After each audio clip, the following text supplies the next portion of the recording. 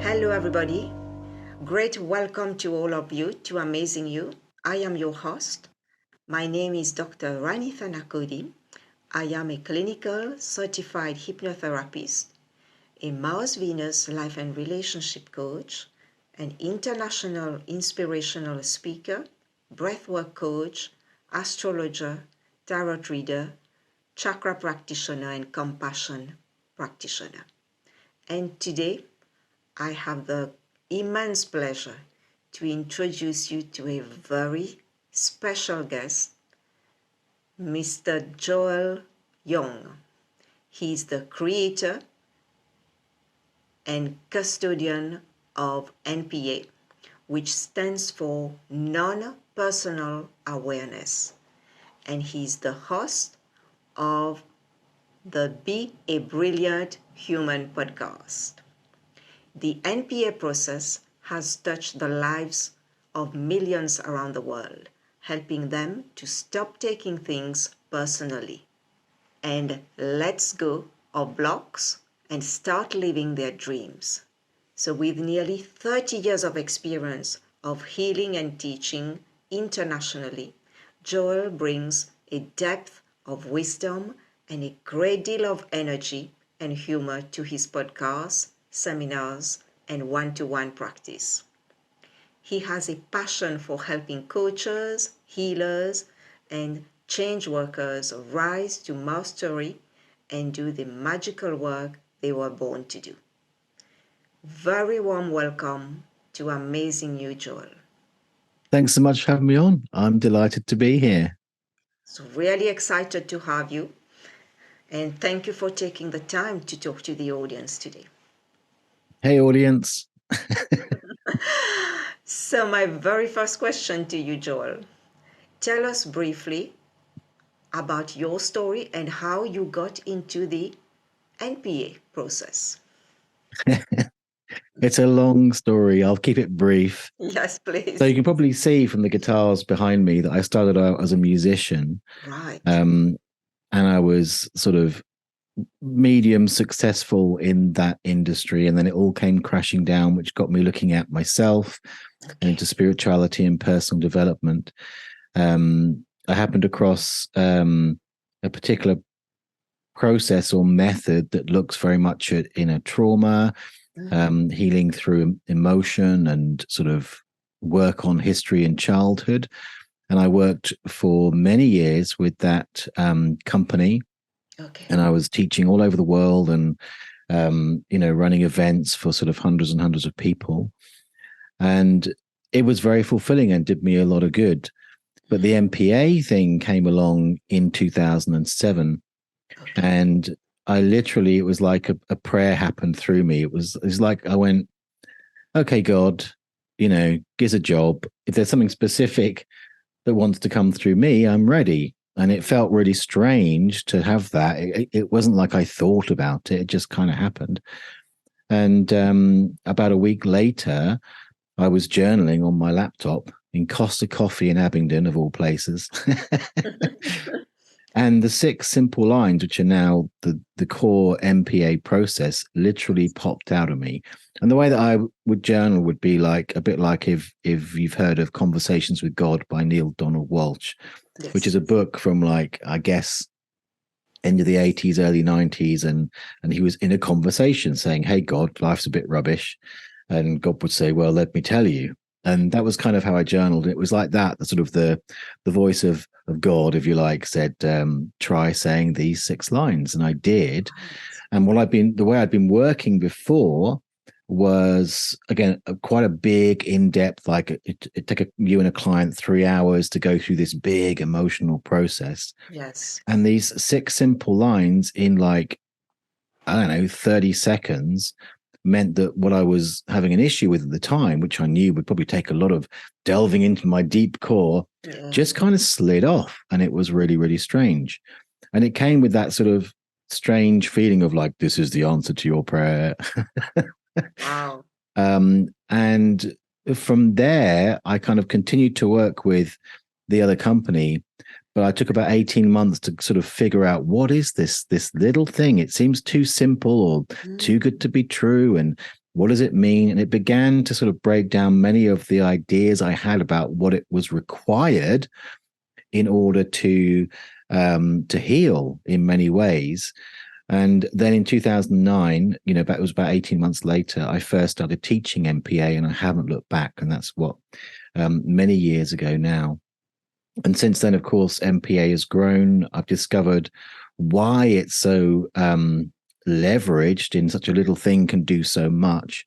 And we'll talk a little bit about that today. Yes. And why at its core is it's not personal, is the idea that fundamentally is that nothing is personal.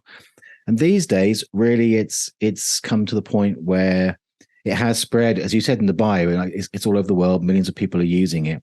Yes. And my focus for the most part these days is on helping coaches, healers, facilitators, change workers become like unlock their absolute genius in service to their clients.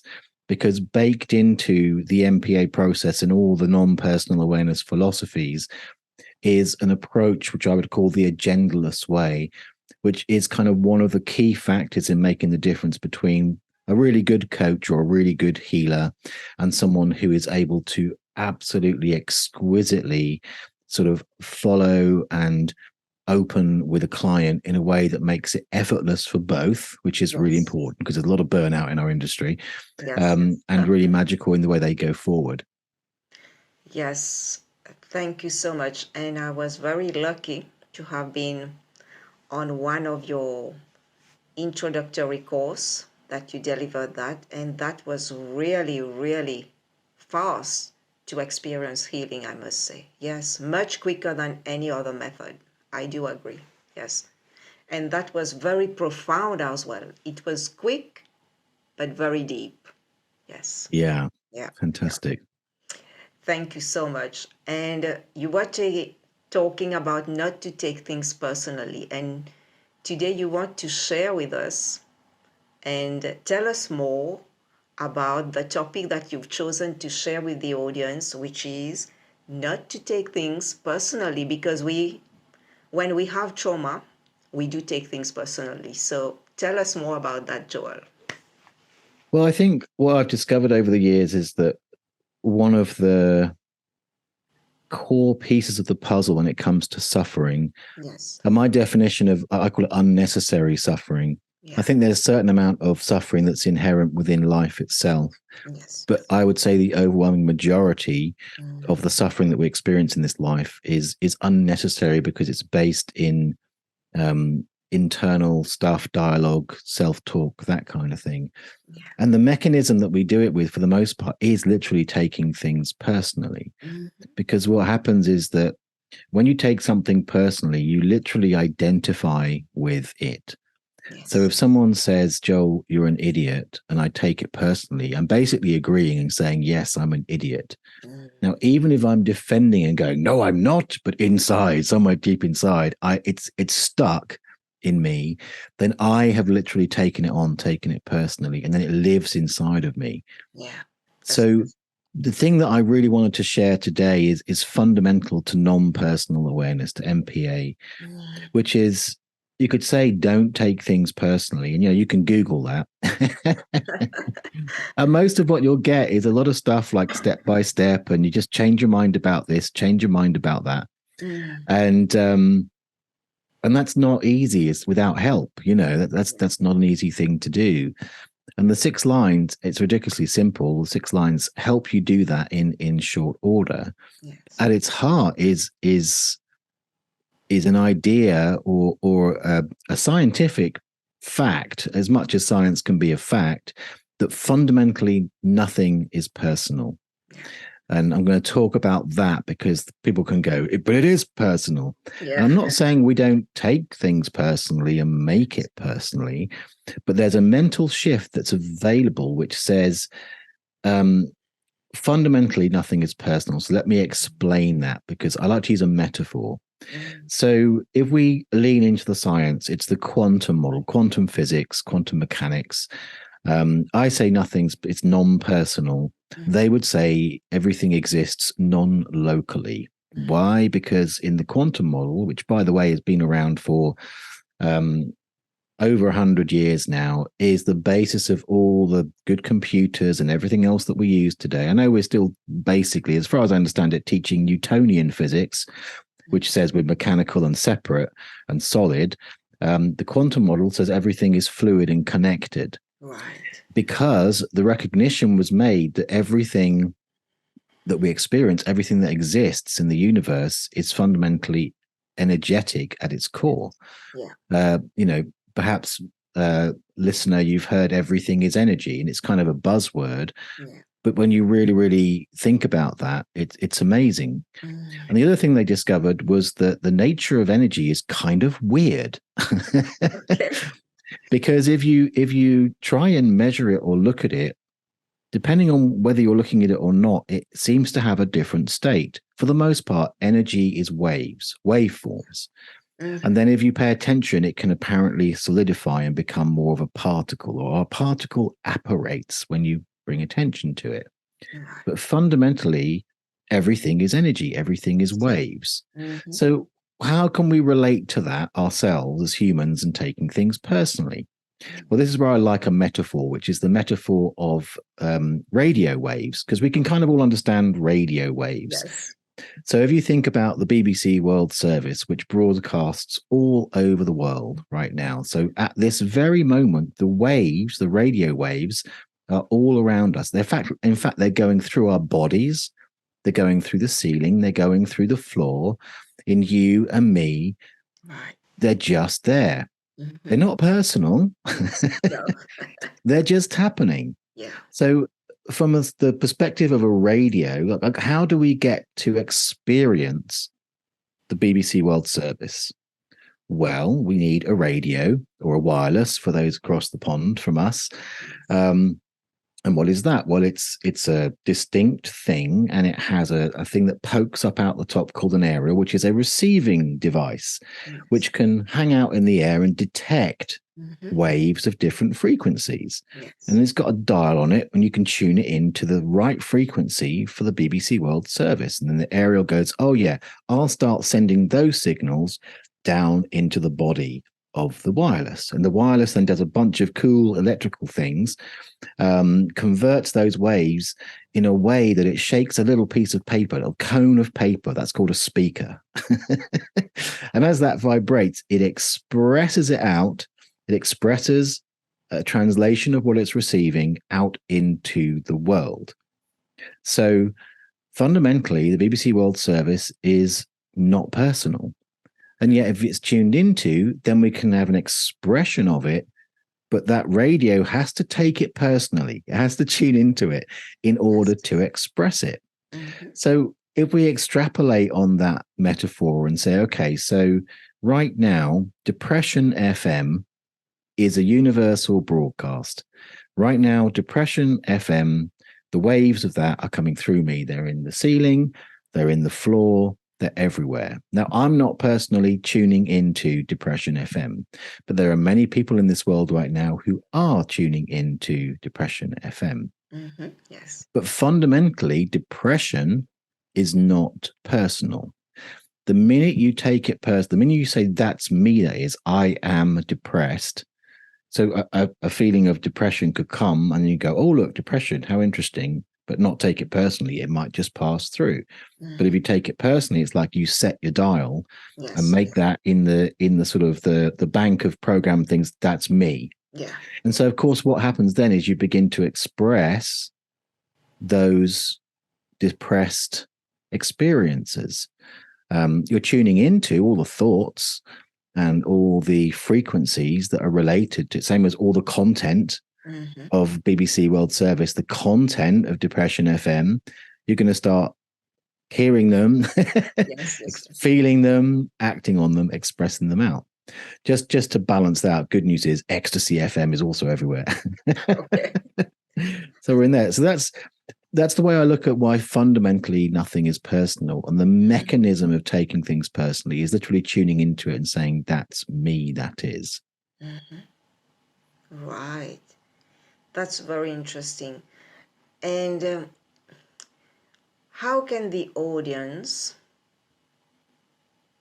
what techniques do you think they can use not to take things personally? What specific things, what specific practice would you encourage them, or what thoughts they can go into not to take things personally? Because it's so easy when people tell us things, we take it personally. What do we do in that case? So I'll talk a bit in a moment about the NPA process because it is magic for that. Okay.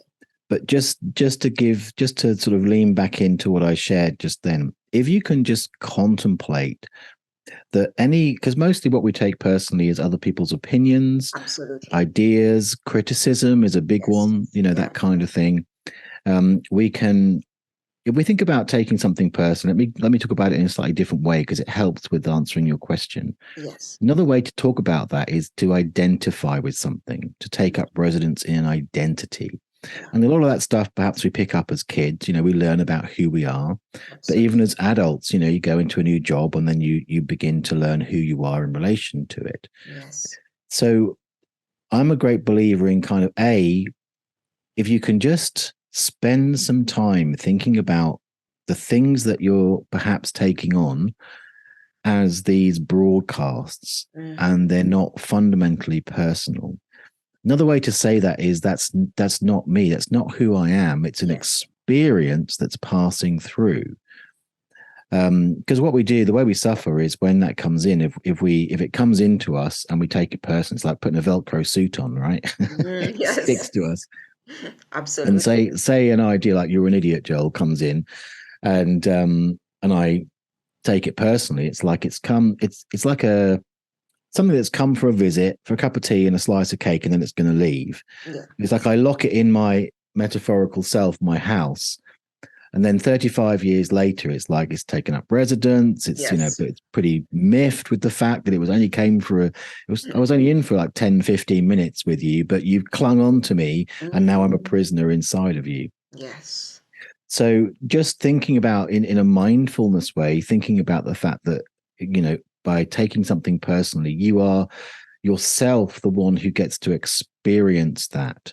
Right. So let's say someone says you're an idiot. I could go, well, I could argue against them. No, I'm not. Yes. Even one of the ways that we take something personally is we give it meaning. We say it's not me. So even as I try and deny it, often I'm secretly taking it personally or believe that it's true. Yeah. So if you get in that kind of wrangle, just remember that, is this who I am really? Probably not. Yeah. So, and the other thing, of course, is try the NPA process. You can get it for free. You can go to my website, which is www.thenpaacademy.com. If you go there, there's a quick start button at the top of the website. You can click that and you can get hold of there's 6 simple lines. Okay. And the 6 simple and the worksheet that you get will walk you through how to do it. But fundamentally, it's a way of identifying, first of all, how have you attached to something to take it personally? What is that thing that you've attached to it? And then once you identify that, and there's a couple of questions you get to ask on the sheet to help you identify it, and there's a way that we do it, then you can literally take, and it's normally like a word or a phrase that you find, which is the bit that it's where the Velcro and the external thing have met and the hooks are sort of locked together. Right.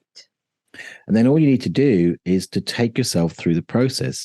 And what I say, because I've got lots of trainings for NPA, okay, is most of the trainings are to help people let it be as simple as it is. It's so simple. So the more you can let it be simple, the easier it is. And what the process does is kind of untangle that sense of taking things personally and allow what I would call the cycle of experience to continue. So in a sense, with that metaphor of it comes into my house for a cup of tea and a slice of cake and I lock it in, the process helps you open the doors. So the things that are ready to leave will just go, oh, thank goodness, I'm out of here. Right. Yes. And it's one of the ways that makes it really easy to do that. Mm, Because the other thing I'd say is like, yeah, don't take things personally, but fundamentally nothing is personal. But also, it's not that it's always intrinsically bad. mm, I'm interested in when you take something personally, is it causing you suffering? If mm. it is, then download that NPA sheet, the npaacademy.com, quick start, boom, get your hands on it and start playing with it. It's the quickest way I've come across to help you stop taking things personally. And the thing about using it over time is the more you do it, each time you do it, you're basically embedding into your mind, not personal, not personal, not personal, Right. which means you become more fluid in how you begin to live your life. It's like you become less sticky, Yes. therefore less exhausted and less weighed down by a bunch of ideas that were never really you. Absolutely. Yes. That's so true, Joel, because I remember I have done that for my whole life. I used to take things personally. And until I started working on that journey of healing, then I realized, why am I giving people the power over me? Mm. When I take things personally, it's I allow them to control me. So I have the power when I understood how powerful is my subconscious mind and my Mm. conscious mind, that my conscious mind is so powerful, I can reject what they say.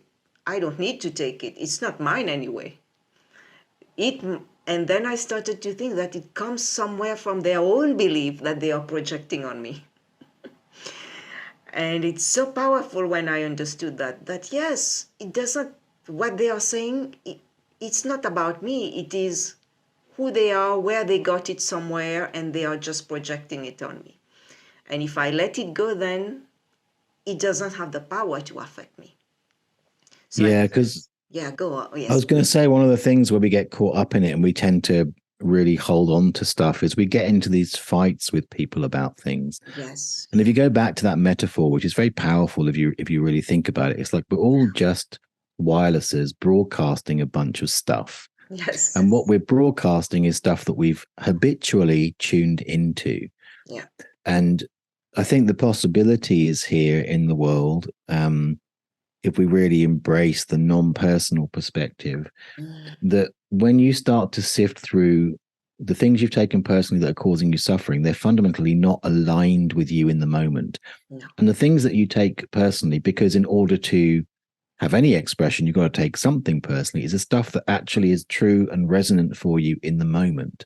mm, And then we can drop a lot of the conflict that happens in the world. We can drop a lot of um, the fights about I'm right, you're wrong, this is the way it should be, this is the way it should be, and go, oh, what a fascinating broadcast this is, and I don't have to tune into it. I can hear it, but I don't need to choose it for my life. mm, yeah, And I think it's a really, of all the work that I've done over the many, many years I've been doing this, it is to this day one of the quickest, most direct ways to just drop stuff that's causing you pain.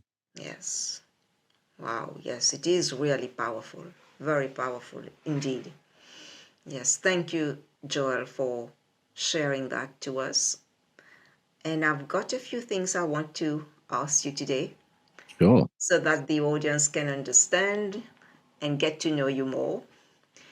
I mentioned earlier that you've got a podcast, which is called the Be a Brilliant Human podcast. So can you tell us a bit more about your podcast? Sure. So on my podcast, which I've not been doing the output for so much in the last 12 months, but there's Right. 150 plus episodes there, and they are Okay. filled with me. Some of them are interviews other people like we're doing here, but most of it I'm talking about different topics. The Okay. idea behind Be a Brilliant Human is really when we stop taking things personally, when we drop the false stuff, then our brilliance naturally shines.